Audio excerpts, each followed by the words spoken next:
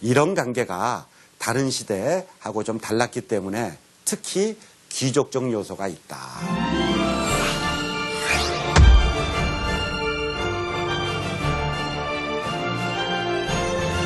고려시대를 갖다가 귀족사회라고 얘기하는 이유는 이렇게 인재를 갖다 뽑는 양식이 과거제도만 있는 게 아니고 고려시대는 중요한 게 하나 더 있었어요. 그게 음서라고 하는 겁니다. 음서 또는 문음 이렇게 얘기하는데요. 흔히 음서제도 이렇게 얘기됩니다. 이 음서라고 하는 건 뭐냐면은 5품 이상 관리, 5품이라는 거는 옛날에 등급을 할 때 9품서부터 최하 관리가 9품입니다. 9품, 8품, 7품, 6품 쭉 해서 5품, 4품, 3품, 2품, 1품 이렇게 올라가는데 5품 정도 되면 중간 정도 되고요. 5품 이상이면 고위 관리입니다. 그래서 5품 이상의 관리들한테는 보너스를 주는 거예요. 그 보너스가 뭐냐면 내가 5품의 관리를 했다. 과거 시험에 급제해가지고 내가 진급을 해서 5품 이상이 됐다 그러면은 내 자식에게 관리를 시킬 수 있는 보너스를 줘요. 보통 1명을 줍니다만은 어떤 경우는 2명까지 주기도 합니다. 이게 음서예요. 과거 시험을 보지 않고 5품 이상의 관리는 1명 정도는 자기 자식을 갖다가 관리를 시킬 수가 있어요. 보너스입니다. 물론 과거가 더 중요하고 과거 시험이 더 영예롭지만 그렇다고 해서 부끄럽게 생각하질 않았어요. 물론 과거를 더 중요시 여깁니다. 그래서 음서로 들어온 사람들 중에서도 또 과거 시험 보기도 해요. 그렇지만 음서라고 해서 특별히 차별 대우받은 건 아니다. 바로 이 점입니다.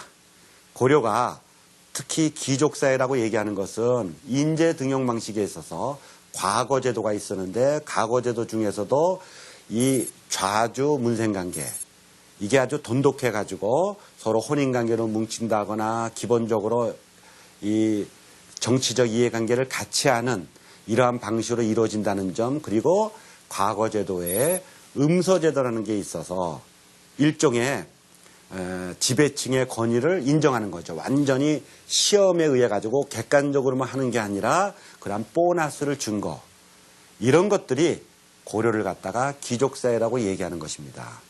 통상 이렇게 관리가 돼도요 한 2대에 걸쳐서 대략 예를 들면은 한 대 내가 이제 과거급제했어요. 그러면 또 내 자식이 또 과거급제했어요. 2대에 걸쳐서 과거급제하면은 이렇게 또 나도 진급하고 자식도 올라가면요 그 밑에 단계에다만 한 3대쯤 되면 이제 음서 혜택이 막 내려와요. 그래서 통상 고려시대에는 2대에 걸쳐서 과거급제를 하게 되면 음서 혜택이 막 얹어지면서 이제 하나의 귀족 가문이 됩니다. 그래서 서로 또 혼인으로 자주문생뿐만 아니라 등급이 비슷한 수준이 맞는 사람끼리 또 혼인관계에 의해서 뭉쳐지기 때문에 이래서 귀족 가문이 이루어지고요. 그런 중에서도 특히 오랜 동안 급제자도 계속 내고 음서도 계속 배출하고 혼인관계 유력 가문끼리 또 혼인관계로 인해서 막 이루어지면 어떤 집안은 뭐 계속해서 줄줄이 관리들을 배출하는 아주 뛰어난 가문이 됩니다. 그것을 고려시대의 문벌귀족이다 이렇게 표현해요. 문 학문입니다. 학문을 통해서 과거급제도 했고 또 음서도 배출했죠. 벌 재벌 뭐 이런 것처럼 이 가문이에요. 재벌 가문 그러잖아요. 그러니까 학문으로 가문을 배출한 아주 유력한 그런 가문을 문벌 가문이다 해가지고 귀족사회 고려 귀족사회에서도 아주 대표적인 것이다. 고려시대의 문벌귀족의 대표적인 것은 아까 얘기한 최충을 배출한 해주 최씨 가문 이거 나중에 얘기합니다만은 뭐 이자경 같은 사람을 배출한 경원 이씨 가문 그리고 삼국사기를 쓴 김부식 같은 사람을 배출한 경주 김씨 가문 이런 사람들이 아주 대표적인 이 문벌귀족이에요. 이 경원 이씨 같은 경우는요 이 10대에 걸쳐서 자그만치 10대에 걸쳐서 이 오늘날 따지면 국무총리 왕 다음으로 높은 대통령 다음으로 높은 국무총리 영의정인데요. 영의정을 5명이나 배출했고 2품 이상의 재상들 최고위 관리를 20명이나 배출했고 그다음에 왕비 예? 왕비로 자기 딸들을 왕비로 9명이나 들여보냈어요. 그러니까 얼마나 권한이 많겠습니까? 이것이 고려 귀족사회가 형성된 것이고 바로 이러한 귀족사회가 9세기 말 10세기를 거치고 11세기 초반까지 고려 귀족사회가 전개가 되고 그것이 바로 고려의 전성기이기도 합니다.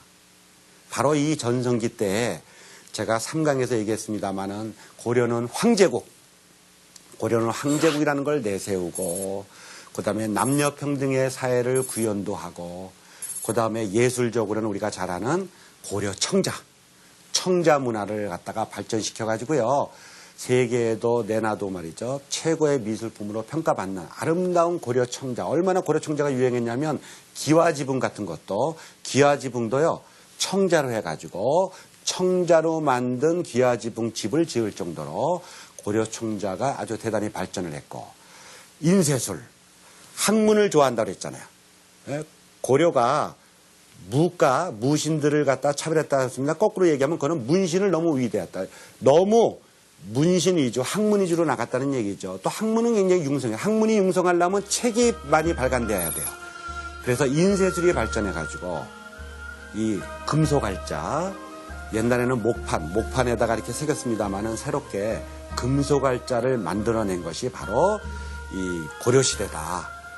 1377년에 고려의 직지심경이라 오늘날 남아있는 직지심경이라고 하는 책이 전 세계에서 오늘날 공인이 돼가지고 세계 최초의 금소갈자다. 그건 다시 말해서 무슨 얘기냐면 세계에서 가장 공부를 열심히 했다. 가장 학문을 좋아했다. 이런 의미입니다.